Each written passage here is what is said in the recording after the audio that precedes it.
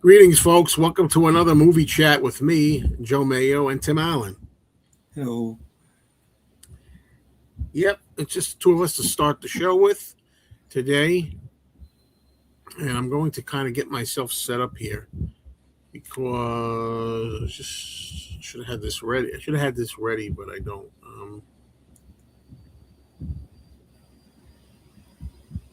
I see a smile from Mellow Fellow, so I'm guessing he's going to come up. I put the link up there. He's a mellow guy, mellow fellow. Boy, I wish I could be that mellow. I don't know, it must be an art. The art of being very mellow. Cherry Carter, what's going on? Hey, Jerry. Cherry Carter. And okay, that's all she wrote so far. So I didn't go to the movies at all. He's surprised. There were a couple of times where my girlfriend and I were thinking, oh, let's go to the movies. And I had a few ideas, maybe Obsession, maybe even the Spielberg movie. But just it doesn't drive me anymore. What's up there, Beetleetti? Beetleetti, I want you to know I've been getting your messages, but I haven't been looking at a lot of the stuff I knew already. Just so you know. No way. You got to get mellow naturally. Do it natural. The natural way. That's my opinion. Oh, look. Only if I'm wanted. I told you every time you're welcome. You don't have to ask. You know? Don't know how to be any other way. Well, I don't know how to be any way but not mellow. I wish I could mellow a lot more, but sometimes sometimes I'm a little more mellow than others. You know what I'm saying there? Sure. As soon as we get some people here, I'll talk a little bit about the two movies I watched. One of them I've seen about 290 times. The other one I've only seen about 10 times. Or 5 times. Yeah, nothing new for me that I watched. You know, we'll see how that goes. So I know Tim's got stuff to show you. But maybe, I don't know, should we start out with that or should we see what comments we get? Because usually the comments start coming later. That's the thing. Oh, yeah. They came from Beyond Space, which I've heard of but haven't seen. Jimmy Stewart lookalike. Yeah. I don't know if I've seen that or not. I can't remember. Yeah, sure.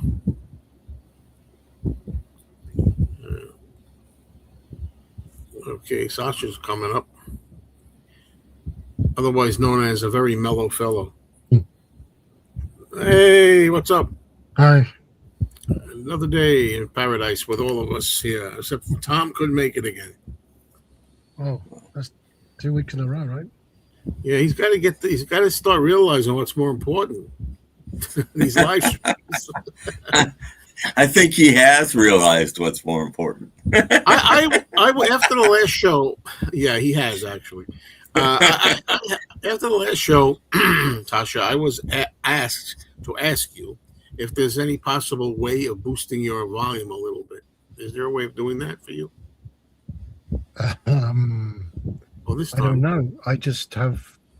I'm using the audio on my MacBook. It's a built-in microphone. I don't have any fancy external microphone. It's just nor do I. But sometimes there might be something on StreamYard. But if you can't, that's fine. You know, we'll make do. I can hear you. Maybe I don't project well enough. Should I just talk louder?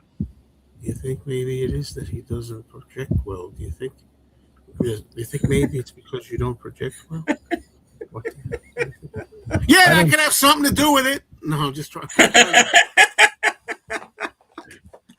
I don't know if it has anything to do with it. Wow. I do have a friend, and he's always telling me, when I make my videos, I put them on 400%, and I just sound about normal, but that's a 400. So I don't know what to make of that. And by the way, you do have a channel, I know this. Mellow Fellow. Is it? You're telling me? I know. Yeah. Yes, you do have a channel. Oh, thank you. I didn't. And you wanted me to watch one of your videos, and I forgot because there's 1,000,003 things every day that I have to remember to do. Yeah, it was just had to do with what you were talking about. So I thought if you wanted to, you could. I mean, it's just me giving my opinion for what it's worth. And what were we talking about? And that kind of stuff. You were talking about healthy eating and well, you got onto the whole side of the just doing what the doctors say and not questioning things. It had to do with that. Just, people eat what they're given and they don't look at the ingredients. That whole spiel. Okay. Yeah. Got you. What's this? Okay. Raffles 1939. Like the David Niven movie. Okay, we got 4D Man to join us already. Just let him get settled. And we see John Moreno's here. Let's see what his schedule is. Yes, I saw The In-Laws a long time ago. Yes. I think there was even a Paul McCartney song in that, or else I'm thinking of another movie. Maybe I'm thinking of another movie. Peter Falk? Is he related to Peter Falk? Peter Falk. Hey, that's well timed. I can't sit back yet because I still, I weigh 1,000 pounds, so I still sit like this. I got one T-shirt with anything film related as Taxi Driver. I got it in San Francisco in 1995 in a VHS rental shop when they used to exist. Yeah, those were the days, right? Yeah. There he is. He's still with us. He's still hanging in there. Hi. It's 4D Man. It was on his days 15, 16, fast.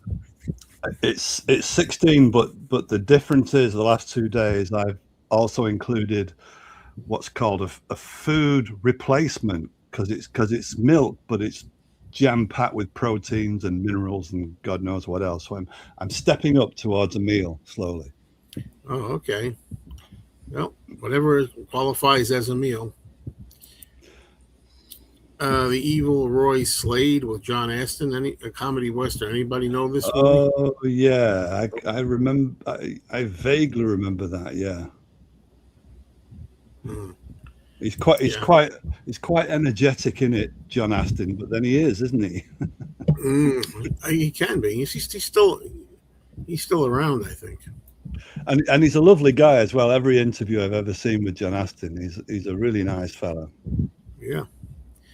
Well, I did not pick up any new movies or anything, but I did watch 2 movies yesterday. 2 movies that I've seen. One of them I've seen about 290 times, and the other movie I've seen about, I'll say 7 times, something like that. First one, and I can't, I'm not going to talk much about either of them because, why? I was watching Turner Classic Movies, and they were playing Soylent Green, one of my all-time favorite films. I saw it at the age of 11. I might have been 12 because I'm trying to think. They had movies around a long time then in the theaters, but I saw it on a double bill with Westworld. It was an MGM double bill, and it made an impression on me, and it stuck in there. So I've seen it so many times. I know it frame by frame, but for some reason, and some people can relate to this, even though we may own Blu-rays, 4Ks, DVDs, whatever we own, sometimes when they show them on a television channel like that, some reason I watch. I don't know why. It's the old broadcast type feel of the day. Yeah. So I watched the whole thing with my girlfriend who's seen it. She likes it, and she doesn't like depressing things, but yet she likes this movie. She appreciates it. And she's seen it about 4 times. Now, to make it even crazier, here we are. It's July the 6th. And July 28th, Arrow is coming out with a Soylent Green new 4K and Blu-ray, which I'm going to buy, and we'll have to watch it again. Or at least I'll look at the quality anyway and the extras maybe. So that's the first movie that I saw. Everybody knows about Soylent Green. I won't spoil it, even though everybody knows the line. There's a line about what Soylent Green is all about, but just find it very, very good. I love dystopian films, end of the world type of misery, and after that, go ahead. And it comes from an era where suddenly American cinema wasn't afraid of an unhappy ending like it had been for a long time. So starting with the American New Wave in the late 60s, you tended to get a lot of films, and Beneath the Planet of the Apes comes to mind, where the ending ain't so happy. I'm thinking Midnight Cowboy. Yes, Midnight Cowboy as well. Yeah, 60s, later 60s. Yeah, there was they were doing a dystopian theme. So afterwards, they played a movie which I had seen in the cinema. I'm going to try to say that. You guys got me wanting to say cinema. In the cinema in 1981, and I remember really not liking it, being disappointed by it. So I've never seen it again. And it's John Carpenter's Escape from New York. And I just remember it being something that was corny or silly, or cliche about it or something. And I remember not liking it. So I said, they're playing it second feature. Let me watch it. But by then, it was about 10 o'clock at night. It was late. It was 10 to midnight. It was on. I liked the music. I liked the theme music for it. I'll say that. And I watched the beginning, and the first thing I noticed was I didn't make it through the whole movie, so I can't talk really much about it. But I remember, like, Kurt Russell, who I enjoy, he's really getting cliche with this. Exactly. Liskin kind of thing. I hate that. I don't know why. Oh, there it is. My favorite John Carpenter film, but good. So we can talk a little bit about it. So after I do my 2.5 cents, do yours. Yeah. I don't know. It's the same thing when I was watching. I think it was Batman Begins. In more recent times, I am Batman, and I really overdo it. It's like, come on, man, who talks like that?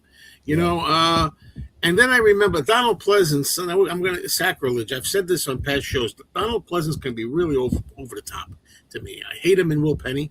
Is the first thing that comes to mind. I like him in some things. But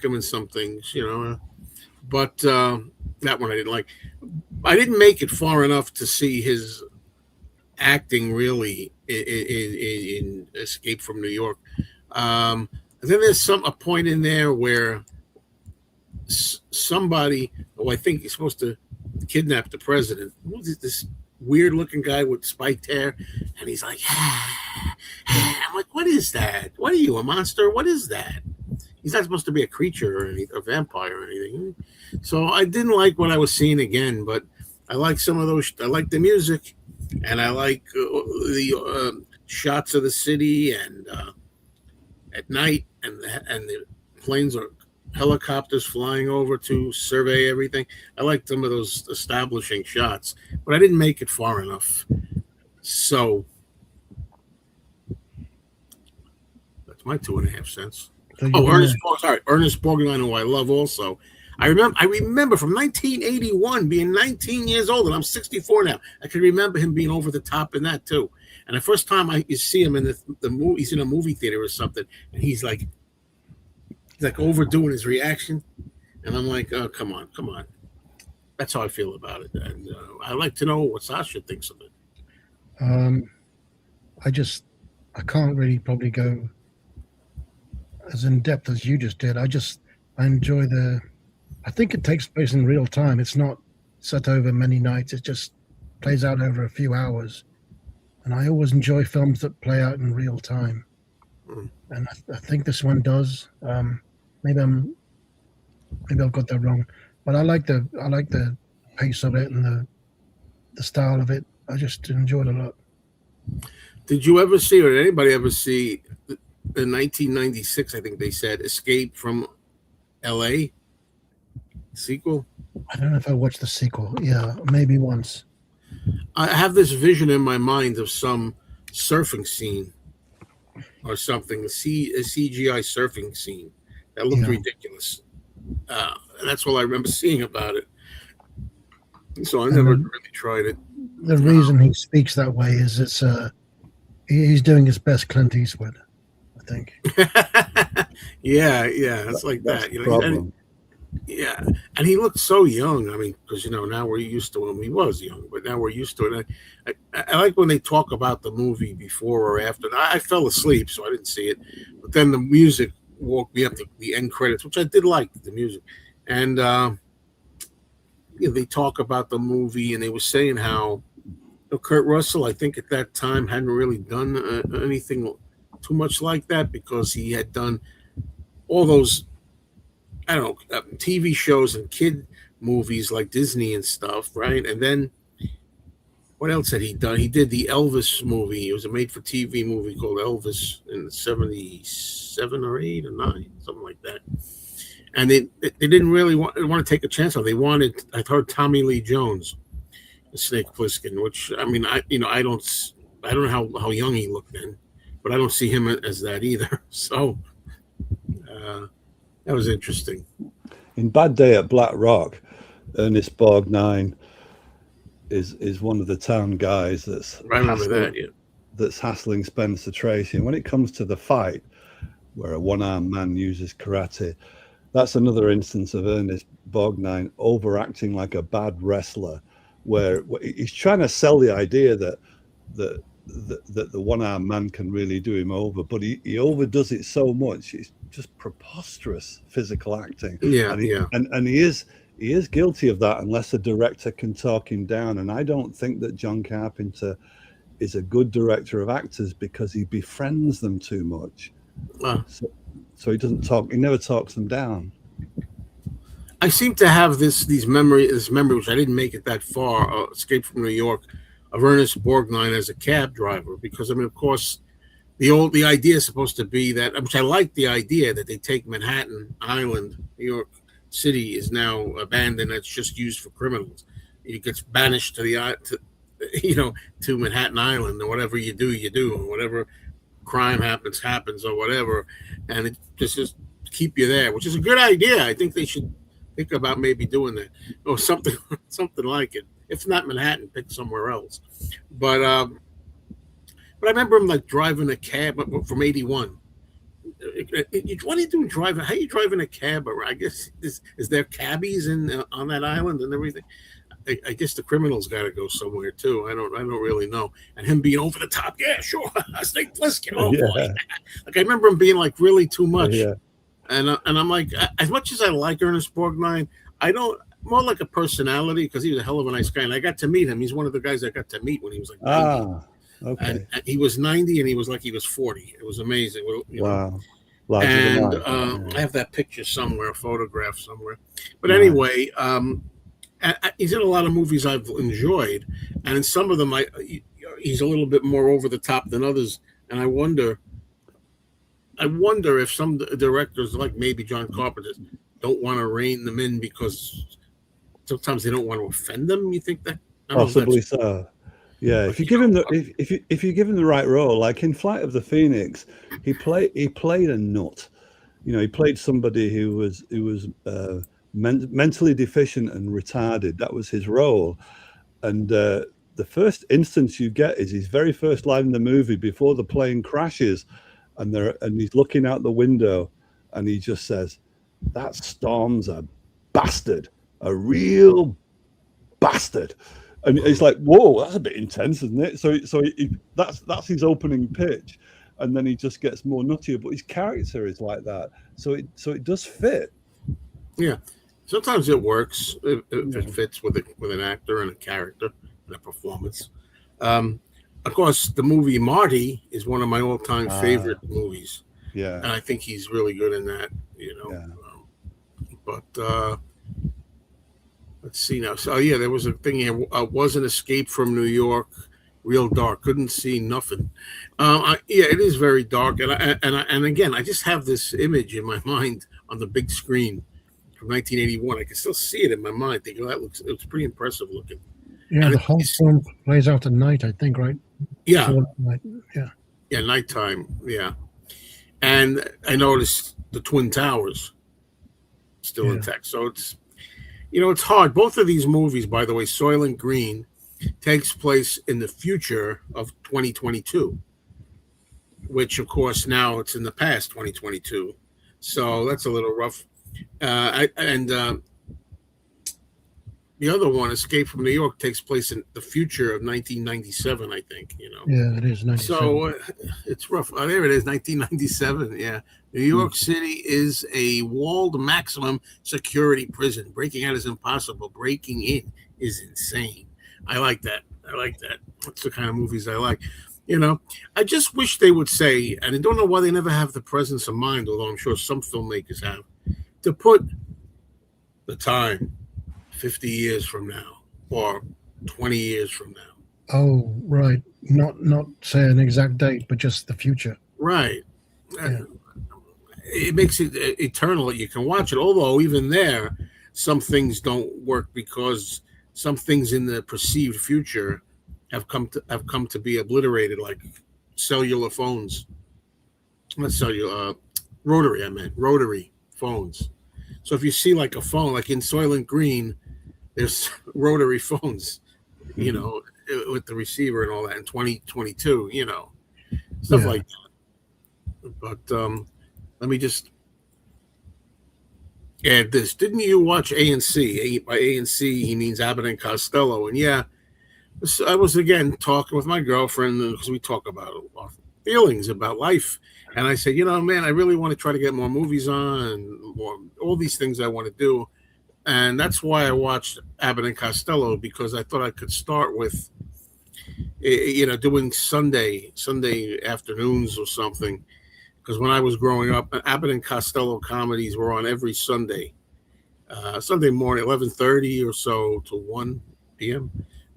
So there I was, and I'm like, okay, let's do it. But it's like a forced effort. It's like we got to watch one every Sunday from now. I started. So yesterday I watched one from 1947 called The Wistful Widow of Wagon Gap, which is a mouthful to say. It has Marjorie Main in there, fresh from the movie The Egg and I, which then became Ma and Pa Kettle. They made like Ma and Pa Kettle series with Marjorie Main. She's very good in this movie. I thought, and Abbott and Costello are very good, and they got a couple of fun routines. One of them has to do with a frog that's placed for a prank into Lou Costello's soup, and he's got to eat the soup with this frog in it. What's the matter? You got a frog in your throat? Yeah. And also there's a scene in there where Lou becomes the sheriff of the western town and gets to boss Bud Abbott around for a change, which is pretty funny if those who are into it. So, I got it done. I got the job done. Let's put it that way. I enjoy it. I haven't seen it in a long time. It's on Blu-ray. I got a Blu-ray box of these, and it looks amazing in Blu-ray. Look really good. So it's a fun one. It's a fun entry in the series. Oh, look who's here, guys. Ramoga's here. Let's give Ramoga the Godzilla salute, shall we?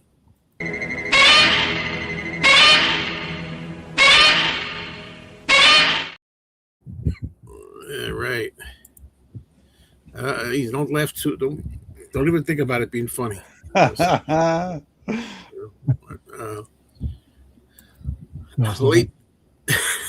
Late to class. Oh, I'm not more. I didn't even know you. I didn't even know you were missing. Because I don't think you're one of the regulars, or maybe you are. I don't know. Oh, I did tell a friend about you, and he said he's going to come in and he'll try and catch this live. I said, he might enjoy this because, I hope so. It's his kind of thing. I like Ernest Borgnine better than George Kennedy. About the same caliber for me. I like George Kennedy. Probably like Ernest Borgnine a little better, but George Kennedy has his part, his like same kind of roles. I mean, it's good for it, suit him good. Who was in Psycho? That wasn't Ernest Borgnine, was it? No. Original Psycho? Yeah. Well, Anthony Perkins. The one who fell down the stairs and. Oh, Martin Balsam. Yeah. And for what it's worth, we talked a little about Beneath the Planet of the Apes, my favorite series, Apes. I saw, you talk about shooting scripts and things, 4D, man. I saw where there were some people. Did you know that Orson Welles was asked to be the guerrilla general in there, General Ursus? Oh, wow. No, I didn't know that. Yeah, it's something it's become known. But I also got to interview the director, Ted Post, and I still have a cassette tape from it. I interviewed him, I think it was 1999 or something. And he was imitating Orson Welles. He said he was asked to be the guerrilla general, and he said something like, no, I'm not going to, I won't wear a mask or something like that. And then Ted Post was like, well, Orson, great actors wore masks. Even the Greeks, they all wore masks. He goes, can you tell me who the actors were? So that's what for him. And the funny thing is, on one of these scripts, well, there was some like suggestions, and I took a photo of it because I save stuff like that on my phone for other possible actors for the guerrilla General Ursus. One of them was Ernest Borgnine, and I could see Ernest Borgnine playing a guerrilla general. Yeah. So, but they had James Gregory wound up getting the role. People know from Inspector Luger from Barney Miller. Because I guess you have to act larger to get through the mask, don't you? I guess a little bit. Yeah, well, that's what they always talked about. That they had, Kim Hunter. I had the privilege of meeting a lot of ape stars, a lot of them, Roddy McDowell and Kim Hunter and Charlton Heston. But I didn't really meet. I ran into him 3 times and got an autograph, but I didn't talk with him. But I talked with the others. And they said you had to really make faces, like you would look ridiculous if you were not wearing the mask. You couldn't really act like this all the time, but you had to do that. Although that guy, what's his name, David Watson, was fucking hideous when they couldn't get Roddy McDowell. It would have been better just not to have his character in it. Say he was ill or something. Well, the thing with him is, I know the whole story. Roddy McDowell in the second film couldn't do the second film because he was directing, I think, Tam Lin. Yes, that's right. Like that. Yes. So they got this actor, David Watson. But the thing that the director, Ted Post, said, which I think most people say, I guess not you, obviously, 4D, but is that a lot of people didn't even notice the switch. Man. I mean, when you're really into it, you can tell. But I think if you just had the movie, I'm guessing, because I didn't see Beneath in the theater when it came out. Now if you're watching them and you're so used to them, you can see he's a little more reserved. Sounds a little like him, though. I thought there's a difference between acting a character and doing an impersonation. And what he was doing was an impersonation of Roddy McDowell rather than acting the character, and it just shone right through and ruined every scene that he was in. God. Yeah, the only one. Because there was like hardly any footage of them. It was Aaron Cornelius. That reminds me of V for Vendetta.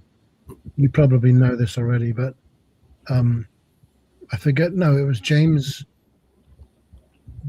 What's his name? James Purfoy. He played the role, but the man's face isn't. He's wearing a mask. You don't see him, and he said, "I can't do this. It's too restricting." So he left. And they cast Hugo Weaving in the role, but in the film they use both actors, and he redubbed his lines. So at some point in the film, it goes from one actor to another, and you can't see the difference because the faces are covered. Well, these interesting stories. Falling Down, I saw that in the movie. I remember it started. I liked the intro up to. Michael Douglas going mad or crazy, but then I remember I didn't like it as it went on too much. I like the beginning stuff. It just got unbelievable. That's It got too unbelievable for me. He was well. I think he was a relatable character. Oh, I could relate to him when he goes into the shop or whatever, looking for breakfast or something, and he stops at breakfast. Yeah. I can relate to that part anyway. Okay. Hello, Mike. It's time for you to join us, Mike. Anytime. I'm going to say it every time. I don't care. Hi, Mike. I recommend his channel again for those who don't know. Gray 1951 loves older movies, especially. Oh, my friend Brian, he's often tells me about Mike. I think this is that Mike. Yeah, it has to be. Is that the one you were talking about? There can't be. No, another person. Oh, okay. Kubrick Lover 1972 is his name on YouTube. Kubrick Lover 72. Yeah, he's a dear friend of mine. That's a Clockwork Orange year, I think. Well, he was born in 72 and he loves Stanley Kubrick. So. Okay. Tim, why don't you show us what you picked up? Because I know you picked up some titles. And one of them, I want to repeat what I said the last time on the other show. He was on another show and he showed some of these. Okay, nothing great, but I found this Roy Rogers 20 film set for like $2, still sealed. Wow. So, and it is authorized by the Roy Rogers estate. So hopefully they're not terrible prints or whatever. So $2, I couldn't let that go. And on the same theme. Buck Jones, Gordon of Ghost City, which is a serial, 12-part serial on Blu-ray for $2 again. Couldn't pass it up. MVD put it out, so that should be decent quality. And another Buck Jones, The Phantom Rider. This one's 15 episodes. The serial. Something to fall asleep to, right, Joe? Yes, I was nodding off what happened in Costello, but not enough to miss anything. A movie I'm not familiar with, but The 7-Up, starring Roy Scheider. Yeah, I want to comment. That's the one I want to comment on. I still say, in my opinion, that's my favorite car chase. I think that's the best car chase for me, over Bullet and over. Well, they call French Connection a car chase, but it's really not. Assuming that's part of it. You'll see. It's got a great ending. I won't spoil it. The car chase has a great finish, and the thing about that movie, if I could just say quickly, is I've tried it a few times, and although I like Roy Scheider, to me that's a movie. To me, it's a little mixed up. Like it's not very clear, a little awkward and convoluted for me. Sometimes I put it on just to watch the car chase now. I think there's lots of 70s and 80s movies where they try to put too much in the script. They try too hard. And he might, I'm not sure, but is he supposed to be the character from French Connection? I think that might be like in a way, semi-unofficial sequel. I think that might be the same character. I have no idea. Anyway, that's everything I picked up. All right. Not put down too. Not anything great. Well, there you go. So it's the right person. I mean, you missed me. Yeah, we have a mutual friend, obviously. On the waterfront again. So I saw it once. Wow. Do you want to talk about your poster 4D or anything there? Yeah, I can tell you a bit about it. Early Jim Jarmusch, filmed on the Lower East Side of New York when he lived there, and so did John Lurie, who is this fellow here. John Lurie is the lead actor, and he also wrote the score for this film, and he was in a few other Jim Jarmusch's, and of course he's the Fishing with John fellow. And this film came out in, I think it was 1983. But this poster is a re-release poster. They've kept the same image as the original poster. And the reason you know it's a re-release is because if you look at that sign, it tells you that the release of this film is accompanied by a short one-reeler Jim Jarmusch film, which is just one scene with Iggy Pop and who's the other fellow? Iggy Pop and Tom Waits. And it's a one-reel scene, so it's added to this film presentation because it won an award. And the film is just Iggy Pop and Tom Waits in a cafe bar having a conversation and smoking cigarettes. And that's all it was, coffee and cigarettes at that point. And then a few years later, it becomes its own film. Right. Which goes unreleased, which is now about 90 minutes. And the reason Jim Jarmusch was able to do that is A, because he owns nearly all his own films, so he can do what he likes with them and release them and re-release them in any way he wants. But also because it's a kind of a modular construction, Coffee and Cigarettes. Each scene is self-contained and it has separate actors and they are separate venues, except that they are all cafe bar interactions between 2 or 3 people sat talking, smoking, and having a conversation while they're drinking coffee. So Bill Murray is in one of the extracts of the feature film. So the reason why I bought this poster, even though it's a re-release, is because it's just a little snapshot of the genesis of what became a full feature film when it was just a one-reeler added onto this poster. So there you go. And as for the film, you get a really good sense of the Lower East Side, New York in the early 80s, which was still run down enough so that there was affordable apartments to be had where people could be a bit bohemian. And it's kind of why Blondie prospered in the mid to late 70s as well. There was that era which is supposed to be run down New York, but was actually lively for bohemians like Jim Jarmusch, which started kind of, let's say, the late 70s and went through to the mid 80s. So there you go. There you go. That's interesting. I didn't know that backstory about coffee and cigarettes. Thank you. Yeah. I know a lot of people that live on coffee and cigarettes. Yeah. By the way, James tells us. I love the way your accent, Joe. I love the way you say coffee. I don't have an accent. You do CAW, coffee. I love that pronunciation. Coffee and cigarettes. Coffee. I think you should say it just the way you say it because it's no, I gotta stop that. It's a horrible accent. It's the worst. It's not. It's not, Joe. It's a great accent. Yeah. Anyway, so James is telling us that it's not the same character as in The French Connection, Roy Scheider. I don't know where I heard that. Here you go, Tim. The car chase in the 7-Ups is the only good part of the movie. I've watched it once. I've seen Bullet over 20 times. Great movie. Okay, well, I'll find out. Yeah, let us know. Let us know what you think, if you make any sense of the movie.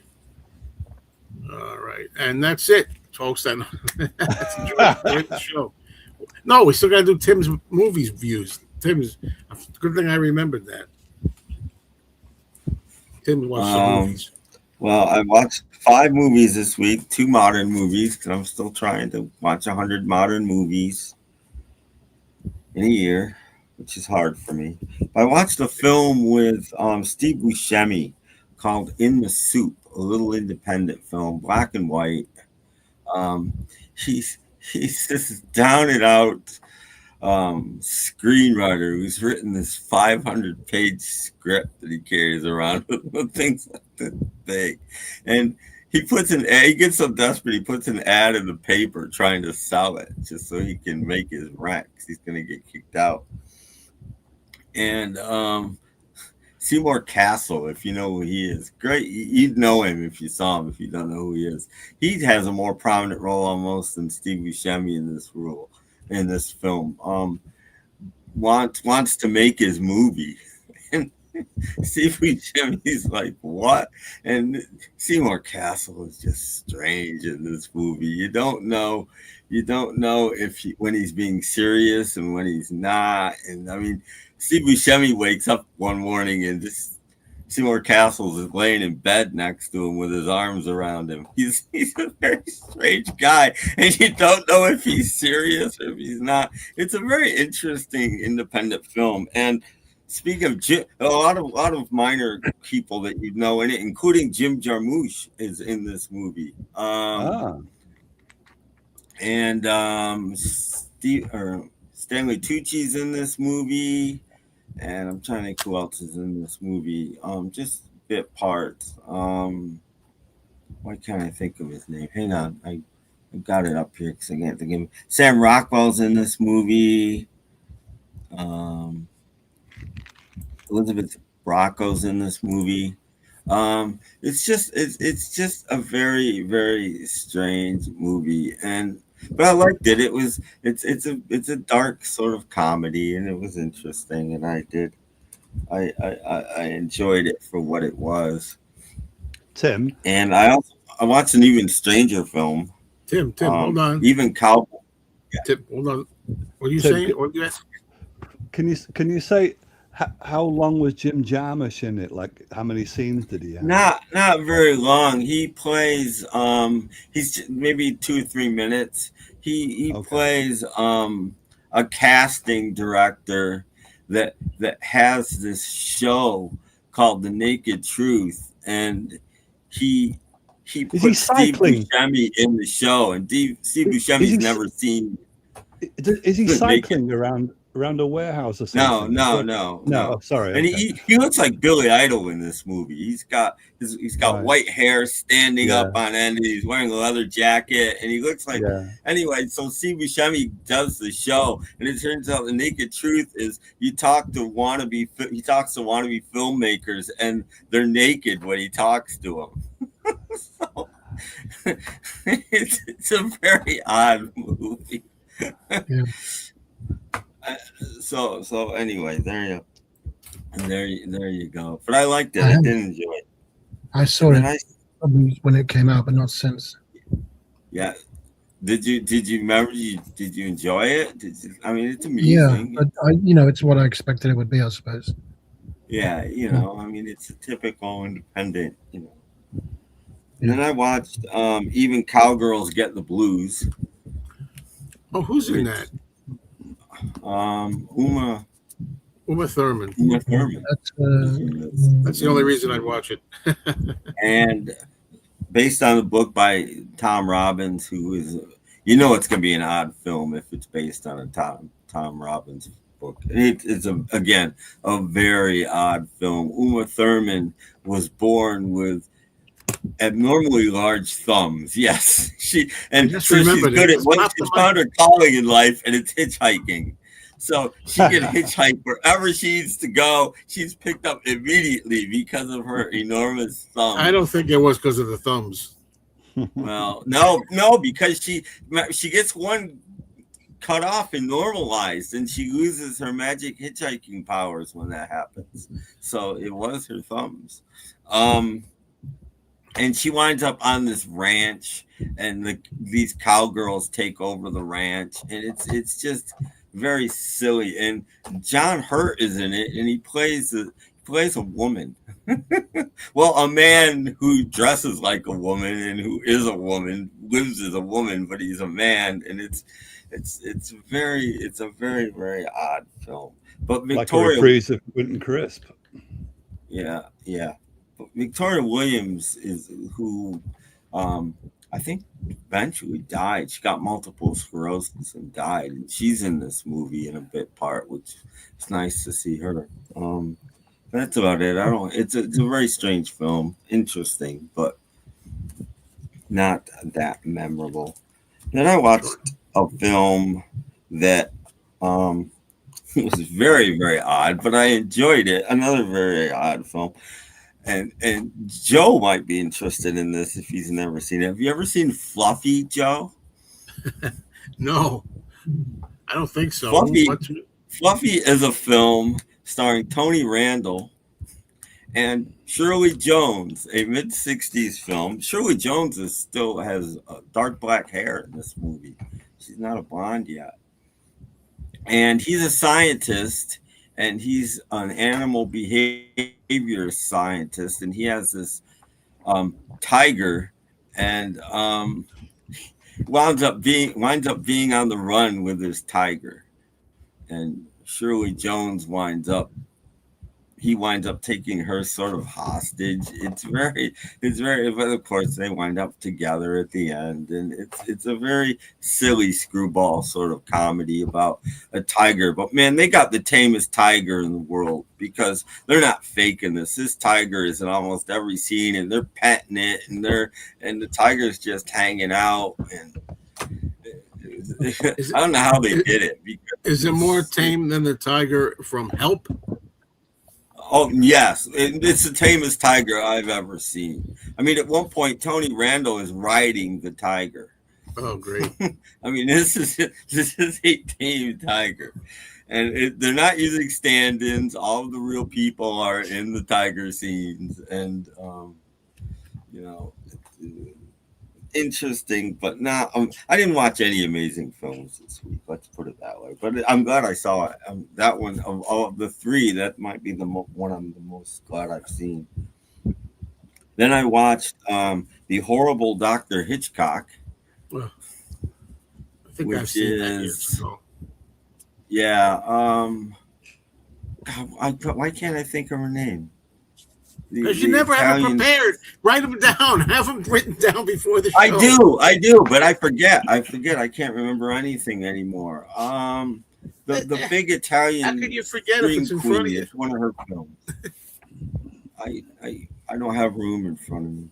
But anyway, again, I didn't think Dr. Hitchcock was all that horrible. He was just a bad husband. Yeah, I don't really remember. I mean, he did try to kill her towards the end of the movie, but I mean, Barbara Steele. Barbara Steele, thank you. He's in love with Barbara Steele. To name the movie The Horrible Dr. Hitchcock or The Terrible Dr. Hitchcock, goes under both. He wasn't that bad till the very end of the movie. I mean, he's nobody you'd want to be married to. But wait a minute, I don't know, Tim. I might be getting it mixed up with the awful Dr. Orloff. Yeah. No. He's just a guy in this, and I love horror movies. They're so much fun. He's a guy in this whose wife died, and then he's still in love with his wife, but he meets this new woman, and they go back to live at the old house with the wife, who I don't want to give the ending away, but he's not a good guy, but he's not worth naming the movie after either. It's not that bad. So, and finally, I watched a movie called Follow Through, which was a golf movie made in 1930. I have almost nothing to say about this. No, but I watched it for a reason. It's the second Technicolor film Paramount ever made, which is why I watched it. I love two-strip Technicolor. I'll watch almost anything at two-strip Technicolor. I just go watch. You won't see Mystery of the Wax Museum or yeah, that's a two-strip Technicolor. I love there's no blue in it. You know, certain colors are off, and there's no blue. It's in weird, it. Man. It's weird. I like it. So but it works. Anyway, it works for some of those early creepy horror movies. Yeah. Well, it worked for this too. But I didn't mention it's a golf musical. Musical. That makes it even worse. So, what is golf worth singing about? I don't know.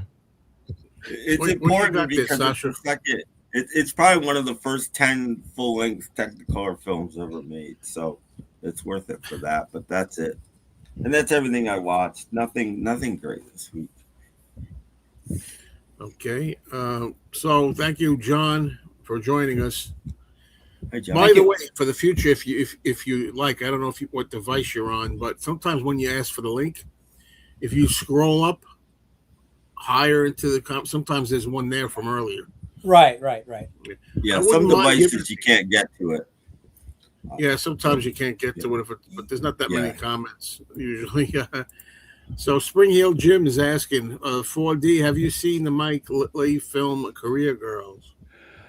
It's not ringing any bells, Archie. I mean, he was so prolific that no, I don't think I have. It's not ringing any bells. Alrighty. And Cherry would highly recommend Widow's Bay, 10-part quirky horror comedy, supernatural type thing. Apple TV, 8 out of 10. There you go. There's a review for you. Ernest Borgnine can play a bad guy from here to eternity, or a good guy, as in Marty. Yeah. Or the captain of a boat. Captain of a boat. Yeah, McHale's Navy, or a comedy. Yes. Yes. This is the one I keep asking Joe whether he's got. Yeah, and I think I've told you. Hold on a minute. Dr. Hitchcock equals necrophiliac. Yeah, and I think I told you I do. Yeah, let me see. No, he's not a necrophiliac in the movie. Uh-oh. He's not a necrophiliac. It is the Powerhouse Indicator, but it's the limited edition.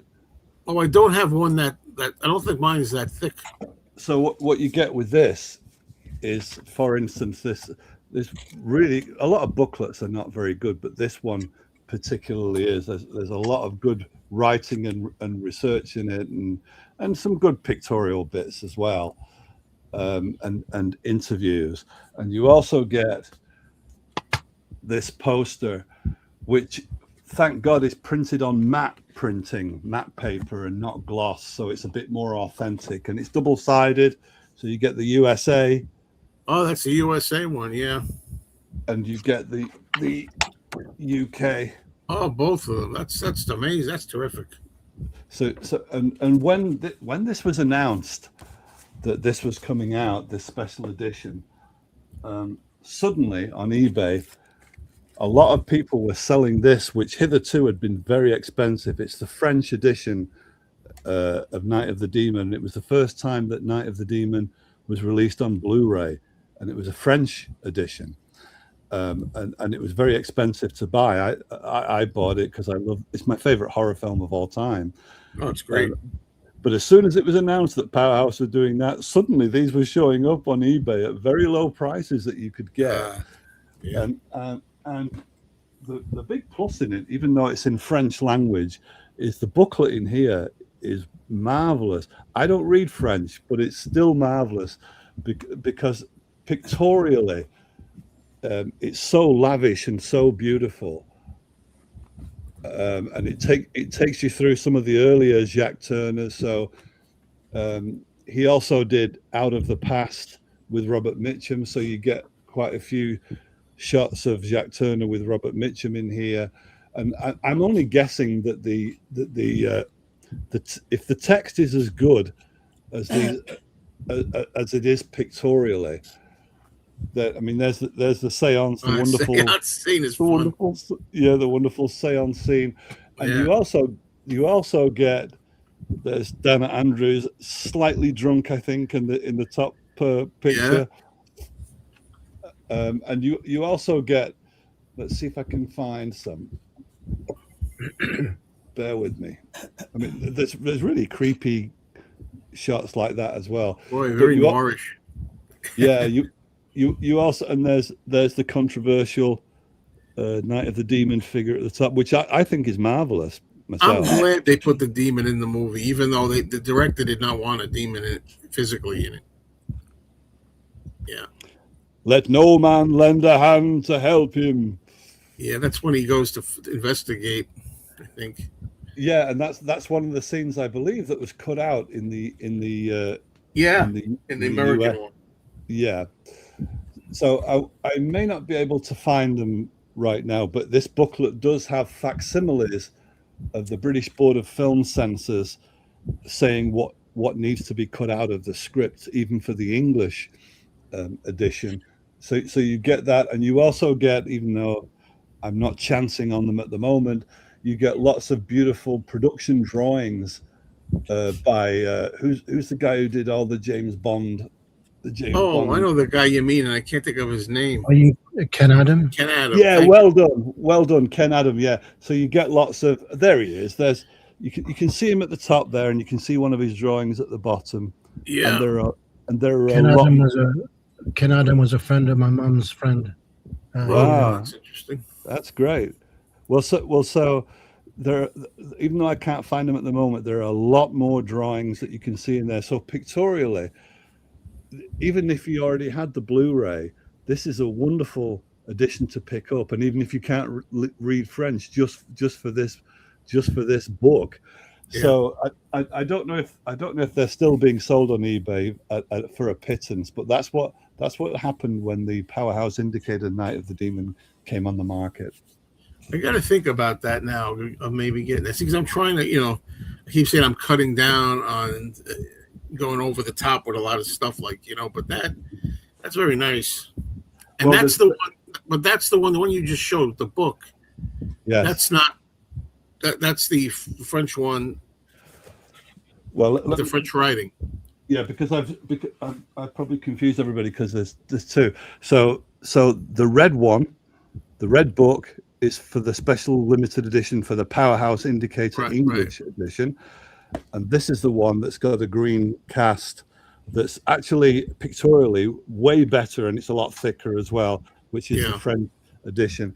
The other thing that's worth mentioning is, if only I'd have realized this at the time, but if you bought this Powerhouse Indicator edition at the time from the distributor Powerhouse Indicator, what you got as well was an extra, which is a Professor Carswell calling card, and in almost invisible ink, it's got your time allowed is 2 weeks under it. Wouldn't it be wonderful to have that? Yeah, but I didn't realize that until it was too late. Yeah. That's highly recommended by myself and 4D Man to see. Tim, have you ever seen that movie? Got 2 titles. I don't think so. It's worth seeing. And it's not, and it's not like it's horror quote, but it's still interesting. Well, I think the way to sell it to Tim is because Tim, a bit like John, I think Tim has got a heart for film noir. There is an element, probably because Jack Turner is behind it. There is an element. It's not film noir, but the way it's shot and the high contrast, light and dark, and the night scenes, it does have a feel of film noir to it. So that would be the way to sell it to Tim. Yeah, it's more like what do you call it? A mystery, occult mystery kind of thing. Yeah. And the monster, like I said, they didn't want to put a monster. The director didn't want a monster in there, but I think it was the studio that pushed them. They wanted a monster. Well, that's a long story to get into, and there are 2 issues of Little Shop of Horrors, which are even better than the rare book Night of the Demon, which I've got, which is quite expensive now. But even more authoritative than that are those 2 issues of Little Shop of Horrors, where they go into the details of the monster and everything else about it and all the different versions of it.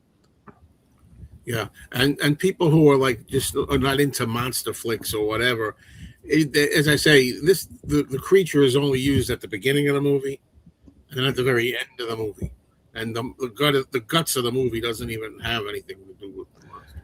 It's a magnificently atmospheric film. Okay, I saw Spielberg's semi-autobiographical film, The Fabelmans. Good film, overlong, of course.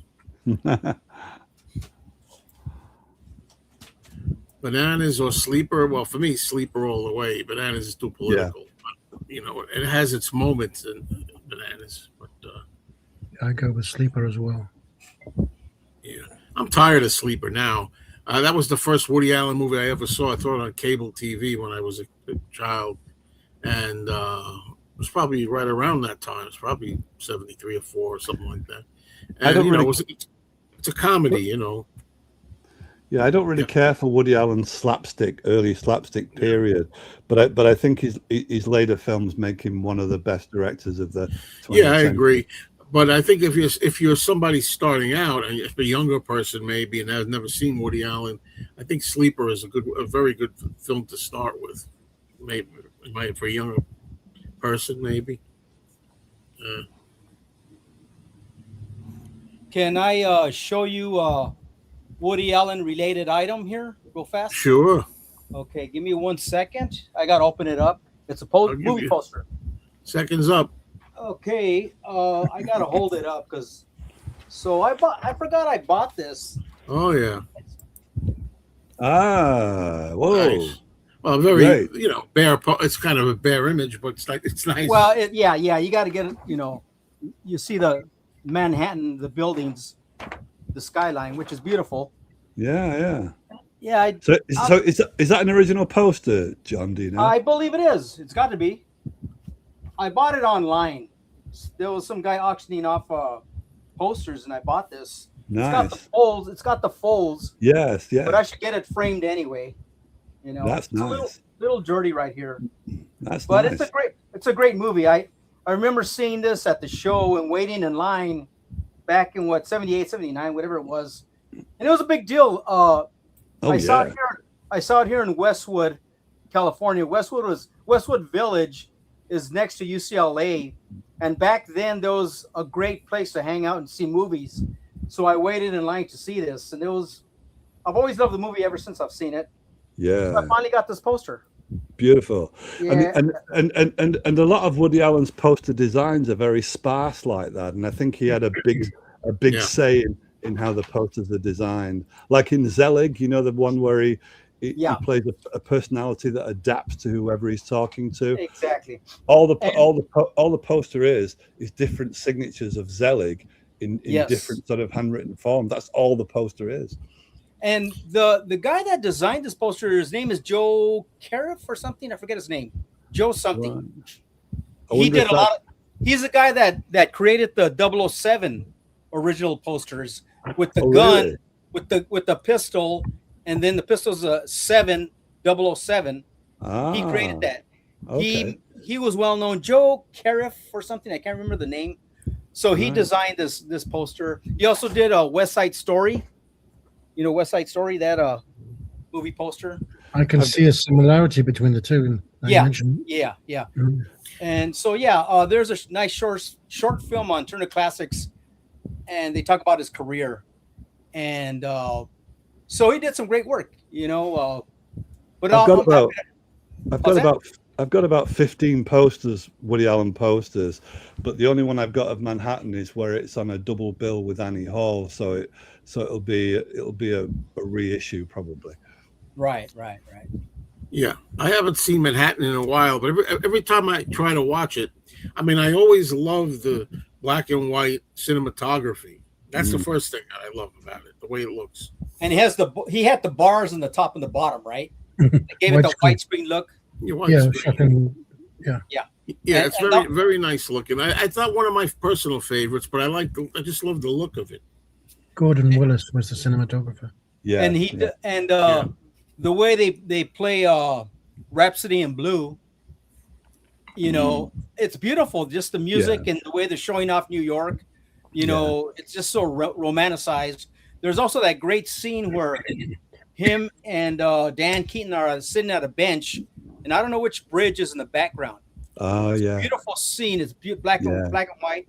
It's just so awesome. That's nice. Yeah, it's beautiful. That is the poster art, I think, that shot. Yeah, I've seen that. Yeah. It's on the DVD, one of the DVD covers that I have. Yeah. I've sat on that bench, but it's not quite in the situation where it is in the film, but I've sat on the bench that's the nearest to it.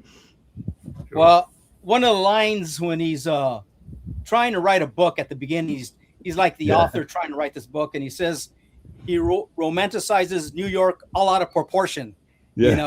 I just love it. It's just so he's trying to come up with what's the best way to introduce, start this book, Yeah. And that voiceover descends from that flowering literary heights. In the end, he had all the sexual power of a jungle cat. It kind of descends to that sort of level. There you go. That's the image.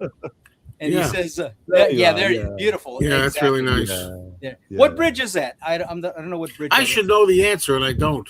Yeah. I don't live in Manhattan. But that's gorgeous as that black and white. Yeah. And Woody Allen would be the first to Zelig, you mentioned. Oh yeah. Yuck. Great stuff. But people probably forget now that back then in the mid to late 70s, probably into the early 80s, to see the latest Woody Allen film was a big, like you didn't have kudos unless you'd seen the latest Woody Allen film. It was a big deal, both sides of the pond. Yeah. Well, I've never been to New York, but man, watching that movie, I got to go to New York. I got to go see the city. Yeah. But great movie. And I mentioned Westwood Village in the 70s here. That was the place to go to hang out on the weekend because there was plenty of theaters to go see movies, and people would line up and hang out, go to the restaurants, go to the eateries, walk around, and then get in line to see a movie. And you'd see all these lines for Star Wars or The Exorcist or Manhattan. It was just part of the fun. It was part of the vibe at the time. By the time we got to the 80s, it changed. What's the stadium, Joe? What's the stadium where right at the end of the musical beginning and you see the overhead railway going by, but there's this massive, is it Yankee Stadium or something in the background all lit up? And what, in that movie? Yeah, in Manhattan. Oh, I haven't seen Manhattan in a while. I don't know. Or Shea Stadium maybe, or something like that. But whatever stadium it is, and he has the patience, maybe because he knows he's going to put Gershwin all over it. Woody Allen has the patience to let that overhead railway cross right across that widescreen before he cuts to all the firework display over Central Park. It's just beautifully choreographed. Well, who does photography? The DP. Gordon Willis. He shot The Godfather. Yeah. Gordon Willis. Series. Okay. All right.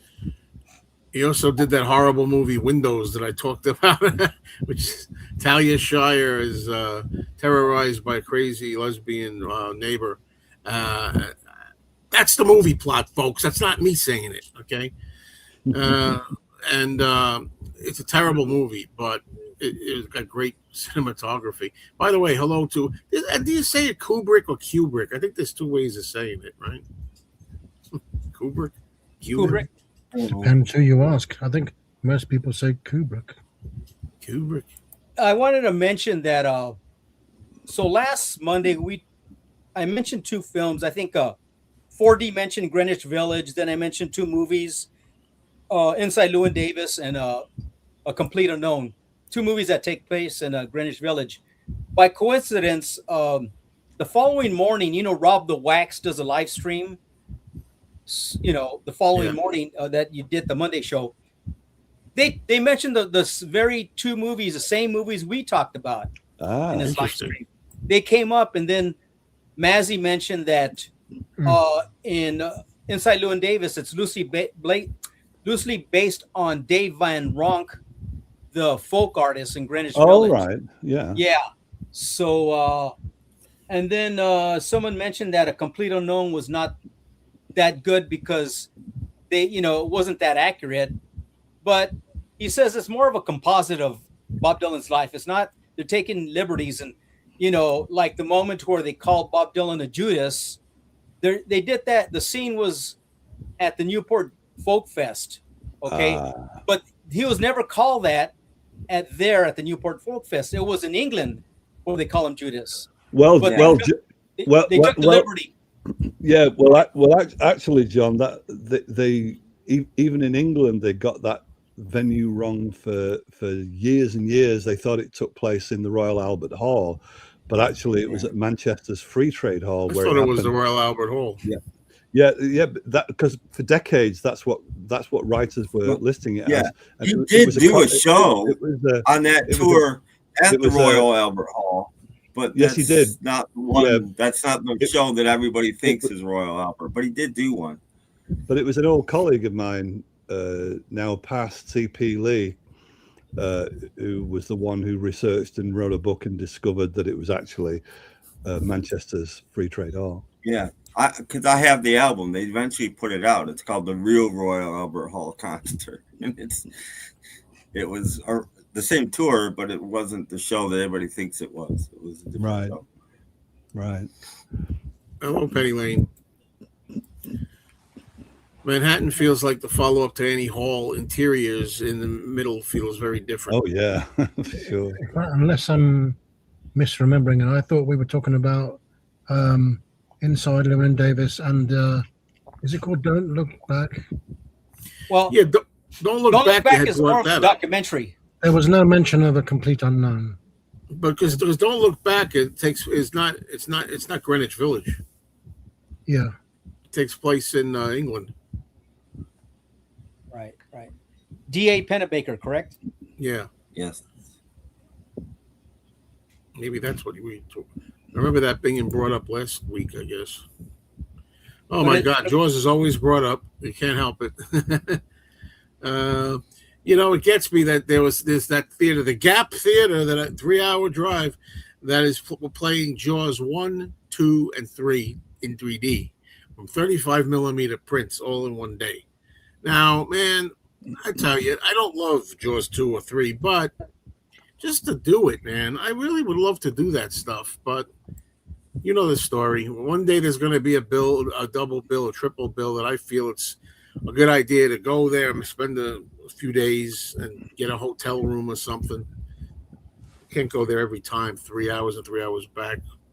Joe, didn't you see the Spielberg 3D makeover of the first film in the cinema? Yeah, I did, and it was amazing. It was just incredible. Right, damn. The first time it might have been the first time I ever saw like a 3D, whatever you want to call it, restoration. That's not the right word. Conversion. Adaptation. When you're trying to Conversion. Take a movie that was not in 3D. Yeah. Originally, and I thought, how good is this going to be? And it was very good. Wow. So like I was there. I got a question for Sasha or 4D Man.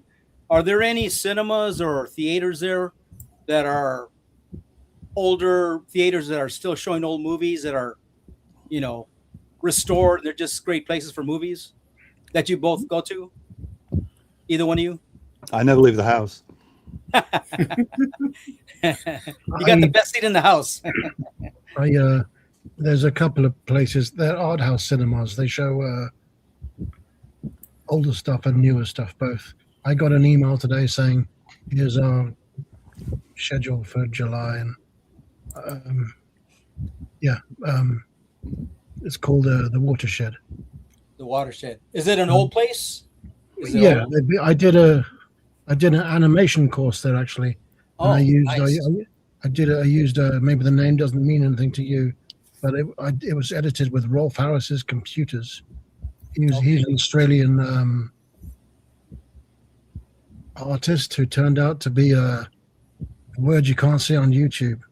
Yeah, I know who he is. He had a hit record too. Yeah, but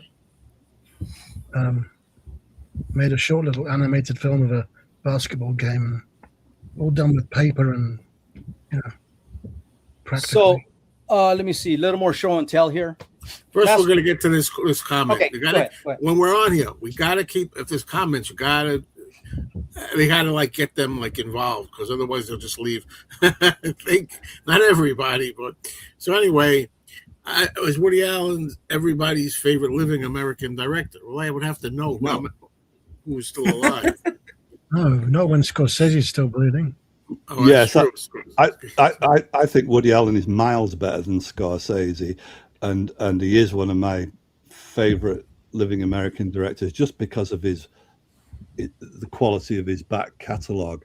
So in that sense, he outstrips Jim Jarmusch, even though I find Jim Jarmusch the most interesting living American director. I'd say, yeah, Woody Allen, even more so than Coppola, I think.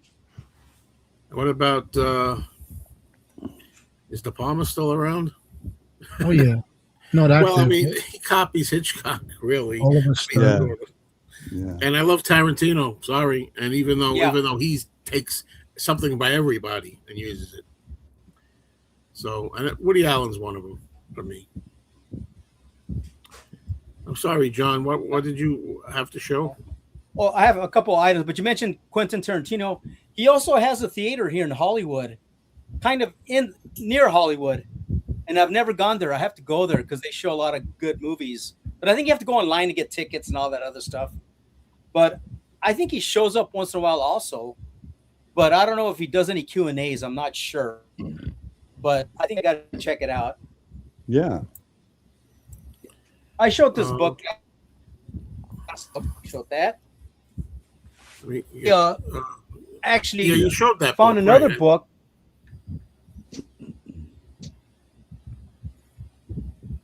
Oh, he's frozen. Breaking What up, about- John.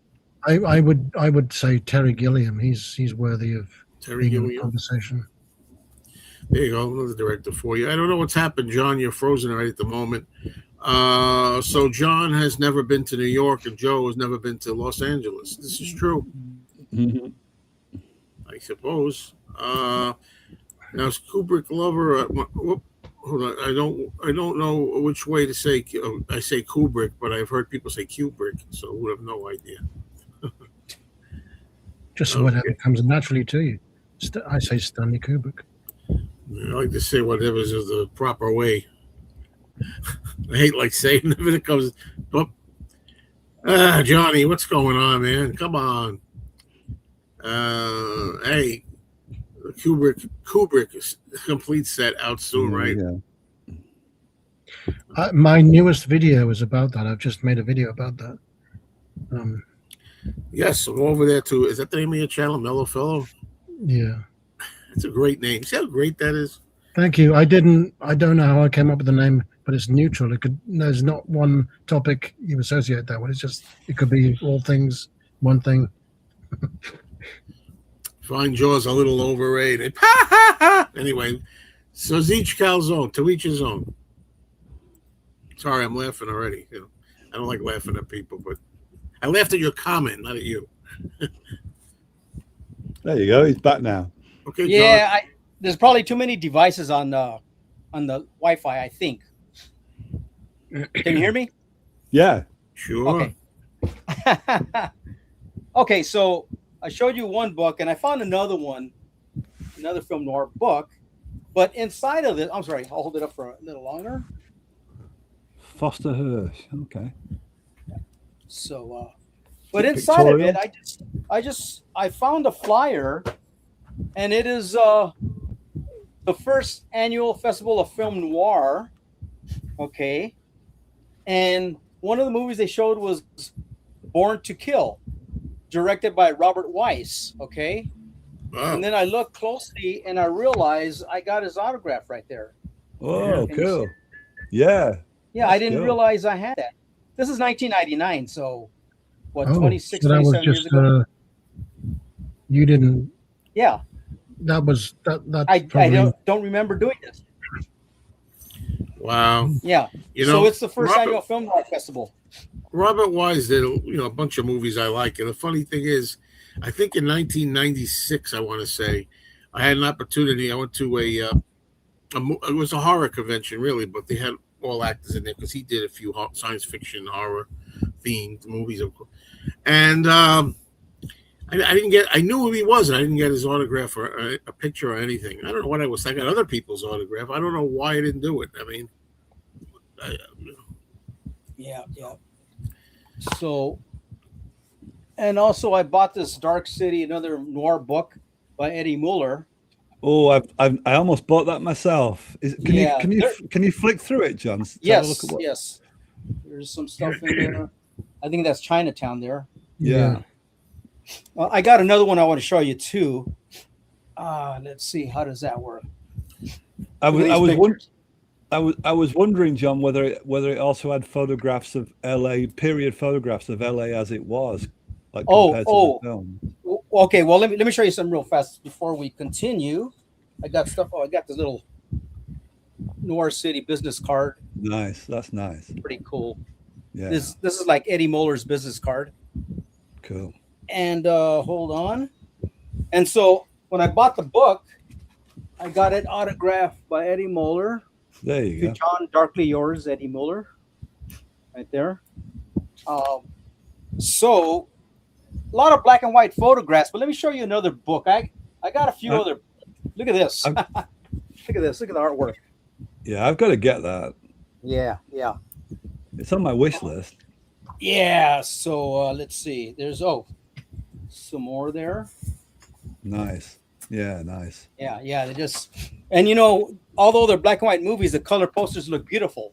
Yeah. And so, and here's a follow-up, revised and expanded edition of that book. So it's more updated. Yeah, great stuff. Yeah. So there's more pages in that one. That'll be the one to get then, Yes. I guess. Huh? Sorry, Well, what do you mean? because I think the first one's probably out of print. Let me see. Well, let me see. But oh god, I don't know if I'm holding it that well. That's hardback, huh? Hardback, yes. Okay. Hardcover. But you asked if there's any pictures of Los Angeles or 4D Man. Yeah. I got another book. I have to go get it. That's about crime in Los Angeles from the 30s and 40s, and it has actual photographs of murders and crime scenes. Very interesting. So if you guys want to see it, I'll grab it. Is the photographer Ouija that famous photographer who did crime scene photographs, or was he in New York? You know what? I forget. Let me grab the book and I'll Okay. give you some more information. I'll be right back. Right. I'll be right back.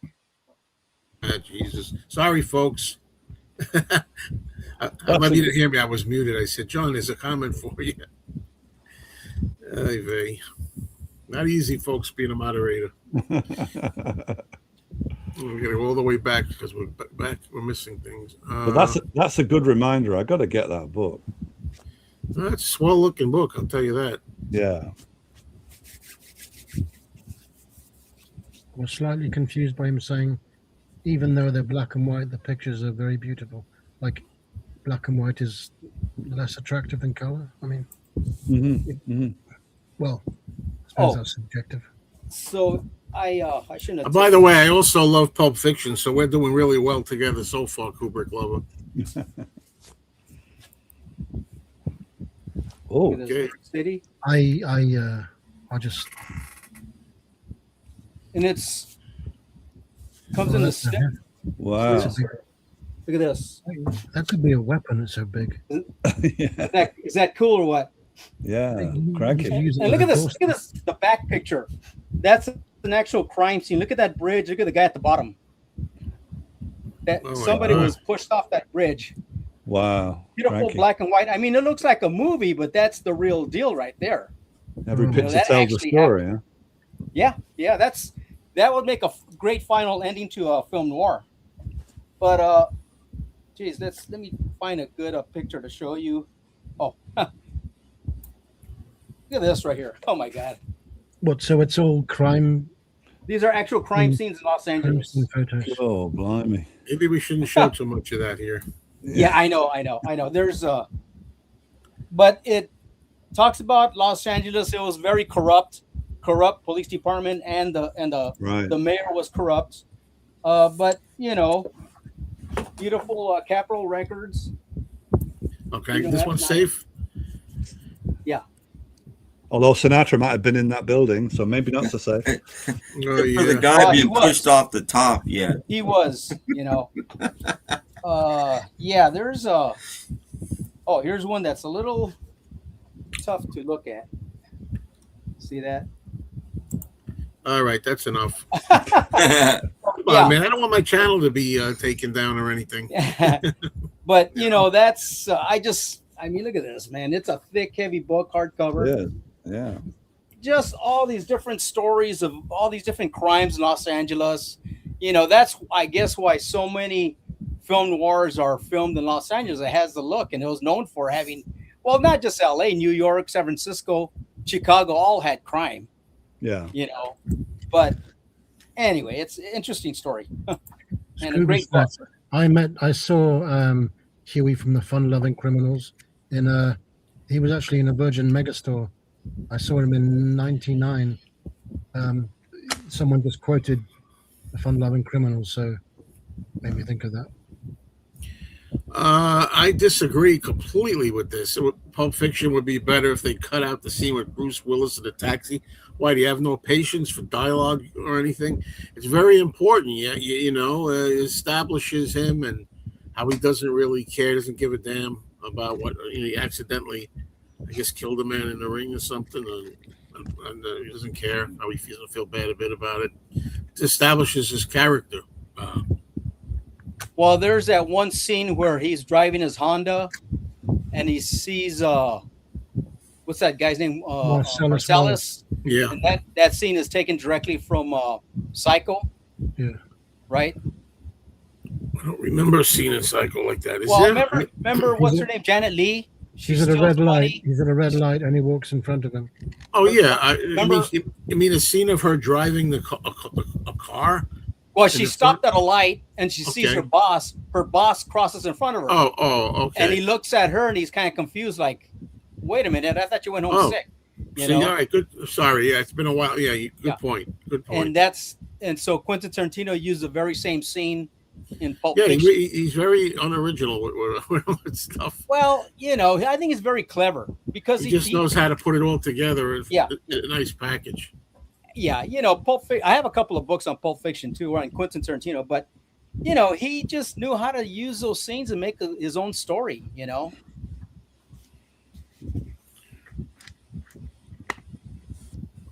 Well, Kill Bill, you say Volume 1. Yeah, again, I think 2 is better because it has more story. It has more character-driven rather than just all that action. As far as I'm concerned, there is no Kill Bill Volume 1. As far as I'm concerned, it's all Kill Bill. The whole thing is like one saga, just like an epic.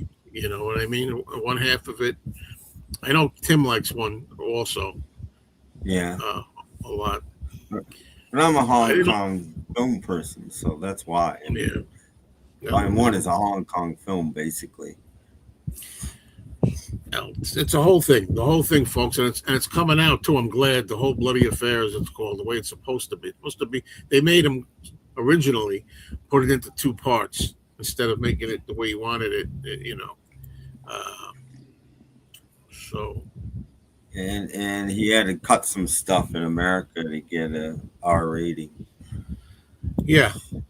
And like I say, it's just all action, the first thing. The second thing, you get into the characters and why. But there's action in the second one too, but not nearly as much, right, as the first half. So, is there a wind blowing on one of the microphones? My fan is on. Oh, okay. I don't know if is it that loud, folks? I always have it on. Yeah. No, I was gonna actually mention it before we came on, but I just decided that. Oh, really? Okay. I'm supposed to sweat here in addition to all the other.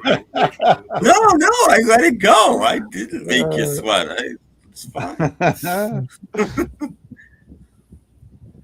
I was going to show something, but I think it's upstairs. I can't keep up. The dancing scene, homage to 8.5. I'll be back in a minute. I'm just going to show if you want to see it, that is. I don't know what's going on with him.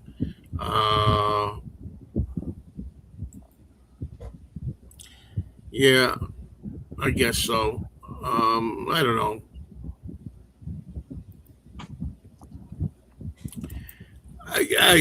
How can I come up with this? I can't come up with this. So, I love the movie Doubt with the Meryl Streep, but that's not, and Philip Seymour Hoffman, but that's not necessarily my favorite. God, I mean, that's a lot of years to think of it. Jeez, man, there's so many of them, and I can't think of them. Jim Jarmusch film called Patterson would be my nomination.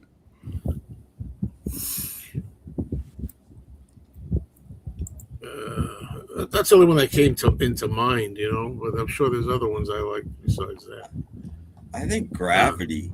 For me, Gravity might be the best 21st century film I've seen.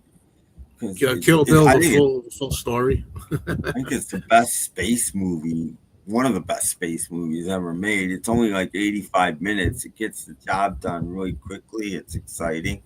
That was a great film. I'm putting my hand into the fan. It's one of those cloth, like a cloth fan. Yeah, it's the fan, all right. But I'm wondering how you even hear it. Where's the mic? It's like wind down a mic. Somebody's doing a video outside and you hear the wind on the mic. That's what it sounds like. How come when I play these back, I don't hear? I just went to get this because you were talking about Pulp Fiction. Weird. This is a custom slipcover that I made for Pulp Fiction. Oh, you That is made it. nice. You can't get this in the shops. Nice. Oh yeah, That is nice. I like that. yeah. It's like a wallet. Thanks. And Very cool. Yep. too long. For So- well, What a lot of people say in Pulp Fiction, before they go into Jackrabbit Slims, Uma Thurman tells Travolta, "Don't be such a," and he does a rectangle. He says it's supposed to be square, but it's a rectangle, right? Yeah. What's the deal with that? Is it square or rectangle? It's supposed to be a square, but maybe it looks like a rectangle. Yeah. And the also, expression is don't be a square. right. And also, what's in the briefcase? The shining Oh, don't briefcase. start that. You're not supposed to know. It's just something special, something gorgeous, something Right. expensive, something. Right. That's what I think. It's my Something that because people say, "Oh, is it someone's soul?" I thought it was somebody's soul or something. It's like Marcellus' Yeah, soul? I think it's Bruce Willis's soul, but that's what I think. Bruce Willis's soul. Yeah. And they say that's a takeoff from Kiss Me Deadly, I think. In that movie. Well, why would they want him? Ah. Why would they want his soul? Like from Well, they don't explain that. Well, because it's a soul. That's why. I mean, but It's worth a lot of because money. I think it's his soul because he's got the Band-Aid, the unexplained Right. Band-Aid to the Right. whole movie, which is Right. which is how they got the soul out. I don't agree with that. Just think it's something more, something like valuable. It's whatever you think it is. It's left up Everybody's to your really- interpretation. Yeah, but there's some of the. I can't imagine why they were all like, I don't know, wanting that so bad. It's Oh, just by like the way- like a song, like music, the lyrics of a song. Do you interpret the lyrics your way or what the writer is saying? It's a MacGuffin in a Depends case. on the song. Well, lyrics are spoken, so they have that one meaning. Can you? Can It's you? not like Sometimes some artists say that they leave it up to the listener to interpret it their Right. way. Right. Well, I don't know. We'd have to ask Tarantino or anybody ever. It must have asked him that question. Oh, I'm sure. Like I think of it as gold or some kind of valuable thing or something. I don't know. That's just my entire. I'm not right, of course. It's just my, Oh yeah, great film. I've seen And- I've seen what was actually in the briefcase, but you're not actually meant to see it. It's just And James Coburn was marvelous in Hard Times, and the New Orleans locations were wonderful too. You know the story of how Charles Buczynski got his name, right? How? Well, How? I think a producer or director said, "Look, you got to change your name. Charles Buczynski doesn't sound good." So Charles walked out, and the first thing he saw was the street Bronson. He says, "I'll use that, Charles Bronson." Now that street is right there in Hollywood. It runs north and south. When they get off of the 101 freeway, I see it. It's by KTLA Channel 5 news station. So every time I see the Bronson, I think Charles Bronson. There it is. That's where he got it from. Sure, I'm looking up. What was Cary Grant's real name? Didn't he have a different name? Archibald Leach. yeah. Archibald Leach. Yeah. There's some graffiti of him because I'm from the same way. We're from the same place, so there's some graffiti of him just around the corner. Yep. I just gave him Yeah, thank you. and the Batusi. Yeah, I know that dance. So the posters in Pulp Fiction and Jack Rabbit Slim's restaurant, right? The movie posters. Mhm. I was told that those are actually paintings of posters because the actual posters would not look good on screen, so they have to make some actual larger paintings of those very same posters. Yeah, so they're actually paintings. And I don't know how true this is, but I went to a house once to buy records. Some guy was selling records, and he lived up in Los Angeles, kind of towards Hollywood. And he said that he did the artwork. He painted those posters for the movie. He told me that. So they'll be worth something now, wherever they are. Yeah, yeah. You mean recreations of existing? Exactly. Yeah, they're not. So what you see in the movie, they're not real posters. They're paintings, recreations of those exact posters, but larger, because they're going to look better on, as you film them. Oh, they if weren't. You use a real poster, it's not going to be that big. It's not going to be that big or look that good. You need a larger item. Right. I thought you meant something like the lighting or just the size. Yeah. I don't know. Yeah, just because if you look at the movie, look at the posters in the back. They are larger than the actual poster, I think. But yeah, I would love to have one of those. Round about the time of this poster, well, no, actually earlier, because this is a re-release from 1993, but during the 1980s, really starting from the late 1970s, there was a shift in trend whereby all the wonderful artists who illustrated film posters were eclipsed by photographs that they started to put on film posters. Around about the same time, they changed from matte printing to glossy printing. So the standard of film posters sort of declined, I'd say starting maybe the late 70s, definitely by the early 80s. It was starting to go over. They got rid of all the marvelous illustrators that used to do the film posters and just went for photographs every time, and went from matte printing to glossy paper. That was the development. That's why. How many posters do you have? 4D? Well, I'm not sure. I when I bought them, I either framed them or stashed them in drawers folded, and I'm not really a counter in the same way that I don't really consider myself a collector. When somebody asked me about how many film soundtracks I had, and I couldn't answer that one either, because my head doesn't think that way. Right. That's the best way I kind of accumulate stuff rather than collect them. Right. But a lot, over 100, definitely. I want to show something too that I got to go grab.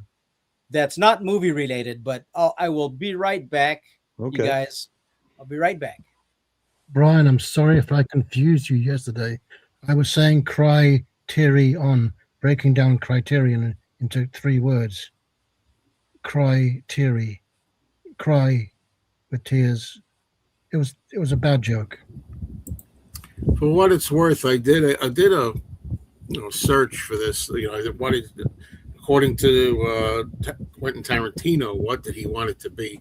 What he intended to be in the suitcase. He said, he designed the briefcase as a MacGuffin to be whatever the audience wants it to be. And it said originally he and the co-writer intended for it to hold diamonds from Reservoir Dogs, but they decided that was too obvious and left it a mystery. Then it says, although while Tarantino leaves the contents open-ended, it has spawned several popular theories. Number 1, Marcellus Wallace's soul. This is the most famous fan theory. It suggests Marcellus sold his soul to the devil, backed by the briefcase combination 666, and is trying to buy it back. The second one, which is mine, gold bars. Many fans guess it contains glowing gold bars to explain the golden reflection on Vincent Vega's face. I think that's... I don't know if there's any other ones, but yeah. Apparently it's Marcellus' soul, according to this thing. I don't know. Can I show something real quick? Yeah, sure. Does this ring a bell to anyone of you guys here? Imported Watney's beer from a film? No. It's an actual beer. Oh yeah. I remember the beer brand advertised in the 1960s. It's no longer made, right? I don't know if it's still made, but I remember the advertisements on the television in the 1960s. Watney's Red Barrel is what they used to call it. Exactly. Did you ever have it? Did you ever drink it? No, I was only a boy in the 1960s. Oh well, this beer was around into the 1970s and 1980s. Okay. And I got this at a pub here in Pasadena called the John Bull English Pub. Right. And it was a J pub Englishman, and he would have this on tap. It's a good design, actually. John Courage. Yeah, he had John Courage, and what was the other one? What are some other English beers? But he had them on tap, and it was a fun pub. It was just a great place to hang out, and great beers. Oh, I mean, Guinness, Guinness. Yeah, Guinness, of course. You could redo that sign, John, and make it look like a prop from Jaws quite easily. Just paint it yellow, and Well, you know what? This is a nice little memory from that place. It was a coaster. It was actually a coaster. Right. And I remember it was a fun place to hang out. And Dan was the owner. And I remember one night, it was past last call, and I went up to get a beer. He goes, "Well, we already had last call." And I had my glass in my hand. He goes, "But I'll give you a splash." And he takes my cup and he pours some beer in it. He was just a great guy. And I remember that. "I'll give you a splash." Very cool of him. That's a nice prop. Yeah. It was, I mean, a pub in Pasadena, who knows? But because we have bars and sports bars and stuff, but the genuine pub was great. It was just a fun place to hang out. They had darts there. They always had soccer on when there was soccer on, on the TV. So, yeah, it was a fun place. Yeah. And they would get some cover Beatle bands to come in and play in the bar and stuff, and a fun hangout. Yep. There's another book I got, a Pulp Fiction book. Where's that now? Pulp Fiction book. I've flipped through this a couple of times. According to this, I got this at Amoeba. It's out of print. So there's some cool, and I'm sure if I look, I think I did read something about the gold in the briefcase in here. But anyway, there's some cool stuff in there. Yeah, sure. Yeah.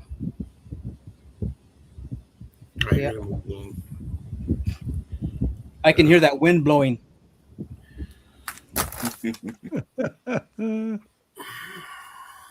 I don't hear any wind blowing. There you go. Now it's okay. And when you play it back, I don't hear any wind blowing on the playback, which is what I'm most concerned with. Has anyone ever seen a movie called Killing Zoe? Just heard of it. It's a Roger Avery directed movie. Maybe. I can't remember. Yeah, it's Roger Avery was a partner to Quentin Tarantino. Geez, I have the DVD somewhere. It's a good movie about these guys plan a bank heist on Bastille Day in France. I'll have to go find the DVD. Yeah, Killing Zoe. I didn't hear anyone. Julie Delpy is in it, I think. I have to go find it. It's been a long time since I've seen it. Bruce Willis. I ain't blowing it up. Yeah.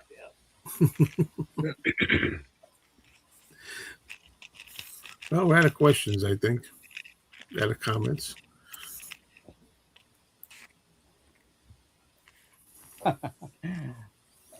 There's that great scene. Yeah, why is there nothing in the background? What's I don't know. Maybe I'm remembering. It's just one master shot, right? Scene is just. I can't remember Kubrick Lover. I've got it on Criterion, but I haven't seen that one for quite a few years. I just remember the dance in it, the dance in an apartment. That I think it's John. Is it John Leary that's doing the dance? I can't remember. Sounds right, though. I think there was minimal cameras. Everything was one take. I think.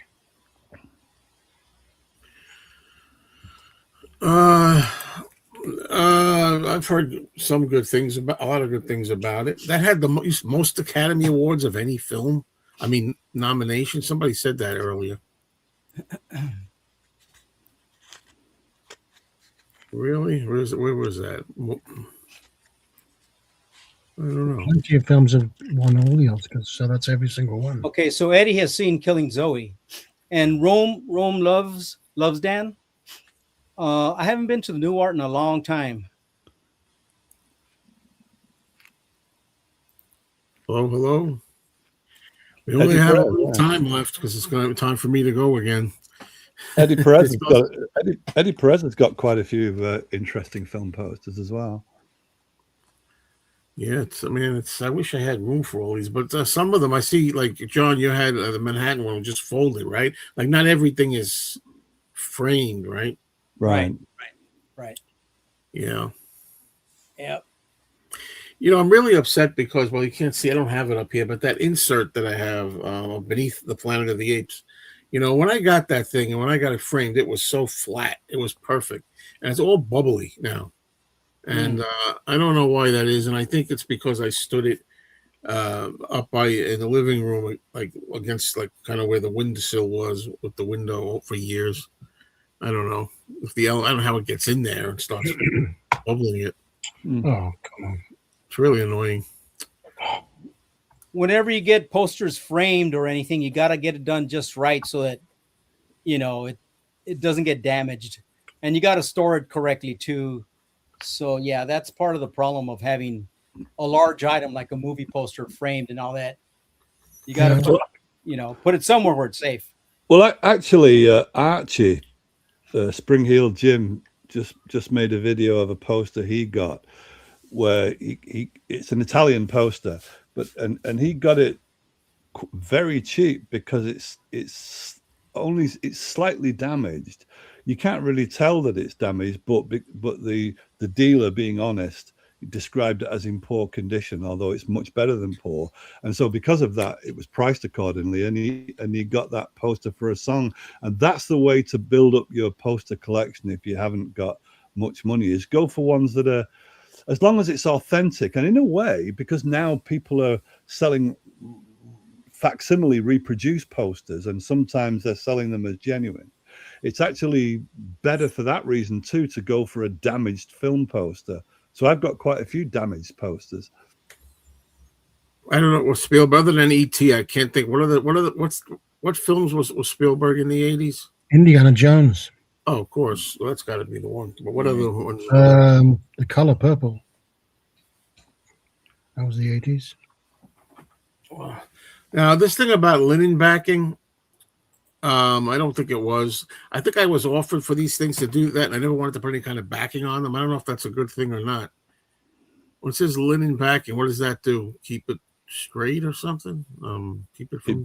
It boosts the price, that's for sure. Yeah. Well, proper professional framing can cost you more than the poster sometimes. Yeah. Oh, yeah. Yeah. If they use the UV glass and they put acid-free tape, all that stuff, they charge you a lot of money. So depending on real glass or plastic, all that adds up. I had a Led Zeppelin poster framed. It costs like almost $200, and the poster's only worth like maybe $50. Right. Right. But if you want to take care of that, I've always framed my own. Because what I do when I frame my own is I put the poster I want up front, and then I put like maybe 8 or 10 more posters that I want to keep in good shape behind it. And that way they're safe, and they're out of the way. They're safe. Nothing's going to happen to them, and they're in a poster frame, so you just can't see them. Good for storage. You can't really notice it, really. I mean, you won't be able to see this on. Let me try to. You won't be able to notice it here. It looks pretty damn good, actually. It looks good. But, it does look good. But I mean, you see that on the bottom? Yes. There's like a little waviness to it. I think white. I can't see any of that. I can see the waviness, but it wasn't never like this. It's like wavy through the whole thing over here. It almost looks like the poster has expanded slightly over the years and is almost just slightly too big for the frame now. Oh, you mean a bit of rippling? That's nothing. Yeah, rippling. Yeah. A little rippling. That's nothing, that man. Yeah, it's a bit. I mean, slightly ruffled. Because Yeah, there wasn't any, there wasn't any rippling for years and years, and you can't really see it, I guess, on here. But you see, you can see on where the red words are. There's some rippling at the end. Yeah, but that's okay. That's it's a nice poster. I like that. That is nice. And then I don't know what in the back, of course. Oh, you got the wire there they put on. Well, just get it reframed. Just get it redone. They can fix that, I think. That wouldn't worry me at all. That. Yeah, it worries me. It looks worse in person. Those. Yeah, that's one of the reasons you would put a backing on a poster. That won't happen if you glue it. Well, to especially something. when and I had, like I said, I had it a good many years like this, and then we moved here, and then I put it in the living room, and I kind of and I had the face too. Did I have the face against the window, like the window area? I don't know. I don't know what I was thinking. I would know better than that usually. I'm very careful about, paranoid to that point where, I have my acute awareness, but that usually, and I still haven't opened this. I got this as a gift, which I really need to open. But since I've got to go and like I should have left here a minute ago, this book. Oh yeah, that's great. Nice. And it's still sealed. I haven't opened it yet. I got it as a gift. That's definitive. Yeah. Sure. Open it, Joe. Oh, not now. I should have left a minute ago. So maybe some other time. But I have to go, guys. It seems we just. Oh, what's this now? God, man, you guys. What is this? Today I received this packaging, and I got damaged things, and now it's because of this. There's no bubble wrap even. It's really shoddy. That's unbelievable. Things get thrown around, and the last one was actually open when I received it. It was torn open. Well, I think you should do a rant video on your channel about that and call yourself Unmellow. Yeah, not good. Not good. I can't tell if you're being sarcastic or if you mean that. No, I would do a rant video and be angry about it. I was considering that. Consider it a public service announcement. My Dungeon Lane shirt is now rippling since the last 2 weeks since I've lost weight, but you don't hear me complaining. Oh, it's not. Come on, this is a offensive post. Anyway, by the way, I love the Planet of the Apes films.